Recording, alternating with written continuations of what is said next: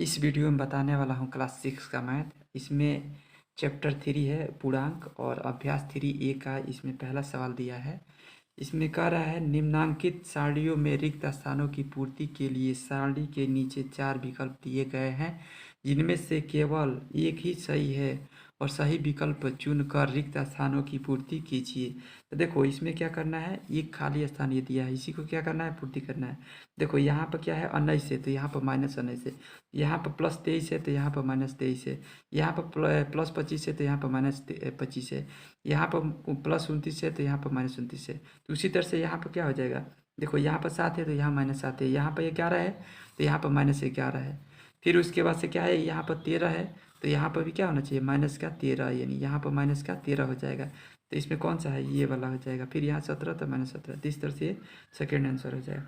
फिर उसके बाद से यहाँ दिया है, फिर इस दूसरा क्वेश्चन दिया है इसमें, सेकंड क्वेश्चन दिया है इसमें -7 दिया है, फिर इसके बाद से +7, फिर यहाँ पर +25 तो -25, फिर -13 तो यहाँ +13, फिर 31 तो -31।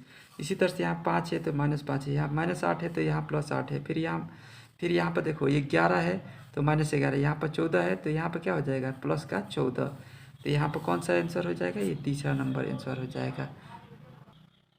अब इसमें तीसरा क्वेश्चन दिया है, कह रहा है निम्नलिखित को पूर्णांक के रूप में लिखिए।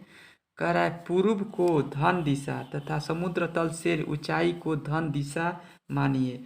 यानी देखो जैसे मान लो ऐसे करके दिशा ऐसे लिख दे रहे हैं, ये क्या है, पूर्व है, ये मान लो पूर्व है, ये क्या है, यानी ये उत्तर है, उत्तर है। यहाँ पर ये क्या है, ये दक्षिण है, और ये क्या है, पश्चिम है, ये पश्चिम है।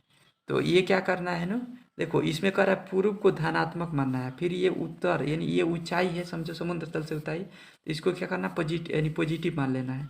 और ये जो नीचे है तो ये निगेटिव है, ये भी निगेटिव। तो ये कह रहा है समुद्र तल से ऊंचाई को धनात्मक, तो ये ऊपर जाएगा यानी ऊंचाई, तो धनात्मक मान लेना है। और यहाँ पर देखो कह रहा पूर्व को धन दिशा, यानी इधर भी जाएगा तो धन दिशा, और उसके बाद से बाकी ये निगेटिव होगा, यानी माइनस होगा, ये भी माइनस होगा। तो ये देखो यहाँ पर पहला दिया है 0 से नीचे 4 डिग्री सेल्सियस का तापमान, तो ये क्या करें, नीचे यानी 4 डिग्री सेल्सियस नीचे, तो ये क्या होगा, -4 हो जाएगा, 4 डिग्री सेल्सियस, यानी इसका आंसर हो जाएगा। फिर उसके बाद से कह रहा है दूसरा इसमें का 7 कदम पूरब, तो 7 कदम पूरब यानी ये पूरब चलने के लिए कह रहा है, तो क्या होगा, पॉजिटिव, यानी इसमें क्या हो जाएगा, 7, यानी आंसर हो जाएगा इसका 7 आंसर, यानी पॉजिटिव हो जाएगा। फिर ये कह रहा है यानी 3.28 की हानि, यानी हानि हो रहा है, यानी क्या हो रहा है, माइनस में, तो क्या हो जाएगा इसका, माइनस का 3.28, इसका क्या हो जाएगा, आंसर हो जाएगा। फिर यहाँ पर दिया है यानी 4th नंबर क्वेश्चन, यहाँ पर 18 मिनट यानी क्या दिया है, 18 मिनट पश्चिम का विस्थापन।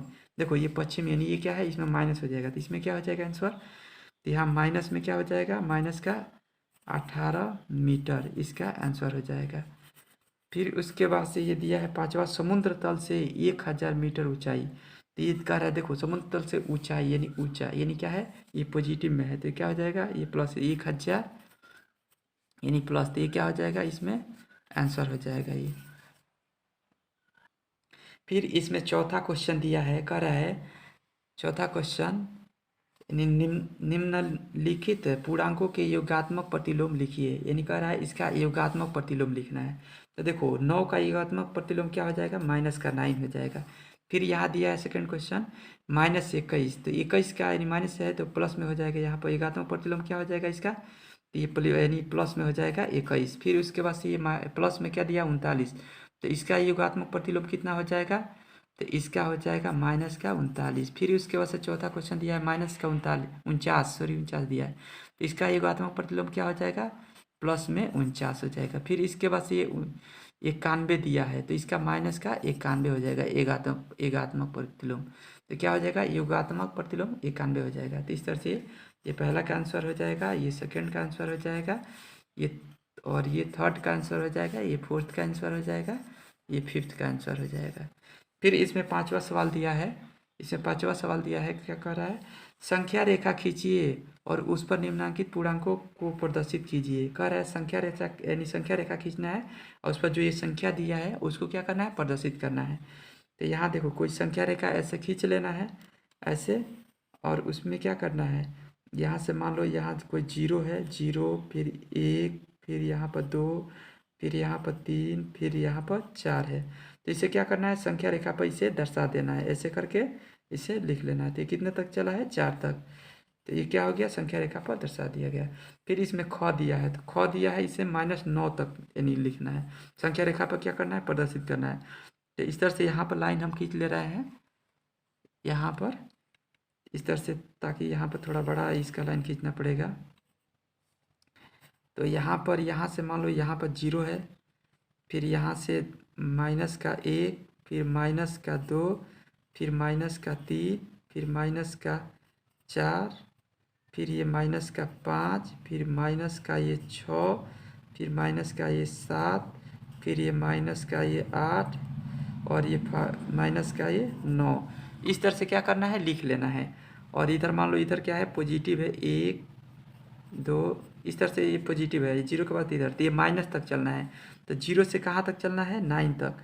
तो यहाँ तक चलना है, तो इसे क्या करना है, 0 से 9 तक इसे मिला लेना है। तो ये कितना तक, ये -9 तक इसे चल दिया है। तो इस तरह से ख का आंसर हो जाएगा। फिर ग दिया है इसमें, तो ग इसमें 7 यानी पॉजिटिव यानी 7 तक चलना है। तो इस तरह से यहाँ पर भी लाइन इस तरह से खींच लेना है। फिर यहाँ से 0, फिर ये 1, फिर यहाँ पर 2, फिर यहाँ पर 3, फिर यहाँ पर 4, फिर यहाँ पर 5, फिर यहाँ पर 6, फिर यहाँ पर ये 7। इस तरह से संख्या रेखा पहले इस तरह से खींच लेना है, उस पर ये नंबर को लिख लेना है। उसके बाद ये 7 तक चलना है। तो ये यहाँ से देखो, 0 से क्या करना है, 7 तक इसे चलना है। तो इसे 7 तक क्या कर लेना है, मिला लेना है यहाँ से यहाँ तक। तो ये कितना तक चले हैं, 7 तक। फिर ये थर्ड क्वेश्चन दिया है इसमें, थर्ड क्वेश्चन का इसको नीचे बना दे रहे हैं। तो ये देखो इस तरह से लाइन खींच लेना है। उसके बाद से यहाँ पर देखो ये क्या करना है, यहाँ से मान लो 0 है, इधर 1, फिर इधर ये 2 है, ये इधर 2 है, फिर इधर ये लिखना है -1, फिर ये -2, फिर ये -3, फिर ये माइनस का, मान लो 3 तक चलना है तो 3 तक रहने दो। तो यहाँ से क्या करना है, 0 से स्टार्ट करना है और कहाँ तक ले आना है, -3 तक। तो इस तरह से ये मिला लेना है -3। तो इस तरह से घ का आंसर हो जाएगा। फिर उसके बाद से अंग दिया है ये -6 तक। तो इसको क्या करना है, यहाँ से लाइन ये ड्रॉ कर लेना है, और उसके बाद से यहाँ से ये 0, फिर ये -1, फिर ये -2, फिर ये -3, फिर ये -4, फिर ये -5, फिर ये -6। तो इस तरह से 0 से यानी 6 तक लिख लेना है माइनस में। इधर क्या होगा, पॉजिटिव यानी ये +1, फिर यहाँ पर +2, फिर प्लस यहाँ पर 3 हो जाएगा। इस तरह से इधर प्लस में रहेगा, इधर क्या होगा, माइनस में। अब ये क्या करना है, 0 से यानी कहाँ तक चलना है, 6 तक। तो यहाँ तक चलना है 6 तक। तो इसे क्या करना है, 0 से 6 तक मिला लेना। तो ये क्या हो जाएगा, -6 तक चल दिए। तो इस तरह से ये चौथा क्वेश्चन का, सॉरी 5वां क्वेश्चन का ये कंप्लीट आंसर हो गया। फिर इसमें छठा क्वेश्चन दिया है, कह रहा है पूर्णांकों को ऊर्ध्वाधर संख्या रेखा पर भी दिखा सकते हैं, जिस पर ऊपर की दिशा को धनात्मक तथा नीचे की दिशा को यानी ऋणात्मक माना जाता है। फिर कह रहा है पार्श्वांकित संख्या रेखा देखिए, कह रहा है और निम्नलिखित प्रश्नों के उत्तर दीजिए। देखो ये दिया है ना, इसमें ये ऊपर जाओगे तो पॉजिटिव और नीचे आओगे तो निगेटिव। यहाँ पर दिया है ए बिंदु को +7 है, और कह रहा है कौन सा बिंदु -7 है। तो देखो यहाँ पर कौन सा बिंदु कह रहा है -7 होगा। तो देखो ए बिंदु पर +7 है यहाँ पर, तो ए कह रहा है -7 बिंदु पर कौन होगा। तो यहाँ से गन लो 1 2 3 4 5 6 7, तो 7। तो इस पर कौन सा हो जाएगा, ई बिंदु पर। तो इसका आंसर क्या हो जाएगा, ई बिंदु पर यानी। तो ये इसका ई आंसर हो जाएगा इसका। फिर उसके बाद से ख नंबर दिया है, बिंदु बी किस पूर्णांक को निरूपित करता है। कह रहा है बिंदु बी, ये बिंदु बी है तो किस पूर्णांक को निरूपित करता है। तो यहाँ से गन लो 1 2 3, तो ये किसका यानी निरूपित करता है, तो -3 का, यानी इसका -3 इसका आंसर हो जाएगा। फिर ग नंबर कह रहा है बिंदु बी का विपरीत बिंदु बताइए। तो कह रहा है बी बिंदु का विपरीत, इसका विपरीत बताना है। ये 3 तक ये भी है, तो ये भी 3 तक गन लो 1 2 3, तो ये भी सी कितना हो जाएगा इसका विपरीत, बी का विपरीत बिंदु क्या हो जाएगा, तो ये सी हो जाएगा इसका आंसर। फिर इसके बाद से कह रहा है घ नंबर आंसर, घ नंबर दिया है बिंदु डी के और यल से निरूपित पूर्णांक लिखिए। यानी कह रहा है बिंदु डी के और यल से निरूपित पूर्णांक लिखिए। तो देखो डी का यानी पूर्णांक क्या होगा, के का पूर्णांक क्या होगा, यल का पूर्णांक क्या होगा, ये लिखना है। तो देखो डी कहाँ है, तो डी यहाँ पर है, तो गन लो यहाँ से 1 2 3 4 5, तो डी का पूर्णांक कितना हो जाएगा 5। फिर उसके बाद से क्या लिखना है, के का पूर्णांक, तो के का पूर्णांक कौन हो 1 2 3 4 5, तो ये माइनस में 5 लिखना है, तो ये माइनस का 5 हो जाएगा। फिर उसके बाद से यल का पूर्णांक, तो यल का पूर्णांक कितना हो जाएगा, तो 1 2 3 4 5 6, तो इसका पूर्णांक कितना हो जाएगा 6, तो ये आंसर हो जाएगा इसका, यानी ख का आंसर हो जाएगा। फिर इसके बाद से ये दिया है, इसके बाद से क्या दिया है, अंग दिया है। फिर बिंदुओं डी डी के और यल के विपरीतों को बताइए, यानी इसके विपरीत क्या है, कौन कौन से, डी का विपरीत क्या है, तो देखो ये डी का विपरीत क्या हो जाएगा की, यानी के हो जाएगा। तो यहाँ से कौन होगा, देखो ये भी 5 तक है, तो ये भी 5 5 है, यानी देखो 1 2 3 4 5 5 तो है, तो ये भी कितना 1 2 3 4 5, तो डी का विपरीत क्या हो जाएगा, डी का विपरीत यानी के हो जाएगा। यहाँ पर लिख दे रहे हैं डी का विपरीत, यानी डी का विपरीत क्या हो जाएगा, यहाँ पर लिख दे रहे हैं के हो जाएगा। फिर उसके बाद से के का विपरीत क्या हो जाएगा, तो डी हो जाएगा। देखो के का विपरीत क्या होगा, डी हो जाएगा, तो डी का के का विपरीत क्या होगा, डी हो जाएगा। फिर यल के विपरीत क्या होगा, तो देखो यल है, तो यल का विपरीत क्या हो जाएगा, यम हो जाएगा, तो यम हो जाएगा, क्योंकि यहाँ से काउंटिंग कर लो, ये भी 6 पर है, ये भी 6 पर ही आएगा, 1 2 3 4 5 6, तो ये भी 6 पर, तो ये क्या होगा, तो ये यल का विपरीत क्या हो जाएगा, यम हो जाएगा। तो इस तरह से छठा क्वेश्चन का ये आंसर हो जाएगा। फिर इसके बाद से 7वां क्वेश्चन दिया है, करा निम्नांकित के बीच के सभी पूर्णांक लिखिए। तो इसके बीच का क्या लिखना है, पूर्णांक लिखना है।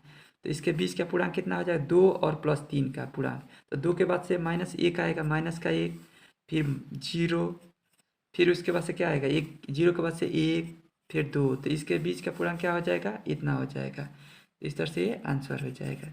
फिर इसमें करा 0 और 6 के बीच का पूर्णांक लिखना है, तो 0 और 6 के बीच का पूर्णांक कितना हो जाएगा, 0 के बाद से क्या आता है, 1 2 3 फिर 4 फिर 5, क्योंकि 5 ही तक 6 0 और 6 के बीच में ही लिखना है, तो इस तरह से आंसर हो जाएगा। इसके बीच का पूर्णांक 0 और 6 के बीच का पूर्णांक क्या हो जाएगा, 1 2 3 4 5। फिर इसके बाद से ग नंबर, तो ग नंबर में क्या हो जाएगा, कह रहा -4 और +4 के बीच का पूर्णांक लिखना है। तो -4 के बाद से क्या आता है, -3 -2 -1 फिर 0 फिर 1 फिर 2 फिर 3, तो इस तरह से -4 और +4 के बीच का पूर्णांक ये हो जाएगा। फिर घ नंबर क्या दिया है, -5 और +2 के बीच का पूर्णांक लिखना है, तो ये कितना हो जाएगा, तो यहाँ -5 के बीच बाद से क्या आता है, -4 फिर -3 फिर -2 फिर -1 फिर 0 फिर 1, तो इस तरह से ये -5 और 2 के बीच का पूर्णांक ही हो जाएगा, ये आंसर हो जाएगा, ये भी इसका आंसर है। फिर उसके बाद से ये अंग दिया है, -3 और +5 के बीच का पूर्णांक लिखना है, तो इसमें कितना हो जाएगा, -3 के बाद से क्या आएगा, -2 -1 फिर 0 फिर क्या हो जाएगा, 1 फिर 2 फिर 3 फिर 4, तो इस तरह से -3 और 5 के बीच का पूर्णांक हो गया, तो ये आंसर हो जाएगा। फिर इसके बाद से 6 नंबर दिया है, -8 और +4 के बीच का पूर्णांक लिखना है, तो -8 के बाद से क्या आएगा, -7 फिर उसके बाद से -6 फिर -5 फिर -4 फिर -3 फिर -2 फिर -1 फिर 0 फिर 1 फिर 2 फिर 3, क्योंकि -8 और 4 के बीच का ही पूर्णांक इतना ही तक 3 तक रहेगा, तो ये आंसर हो जाएगा, इसका आंसर हो गया। फिर इसके बाद से 8वां सवाल दिया है, कह रहा निम्नांकित संख्या रेखा को देखिए। ये कह रहा है संख्या रेखा पर जो नंबर दिया है इसको देखना है, और इसकी सहायता से निम्नांकित पूर्णांकों के जोड़ों के बीच के पूर्णांकों को आरोही यानी बढ़ते हुए क्रम में क्या करना है, लिखना है।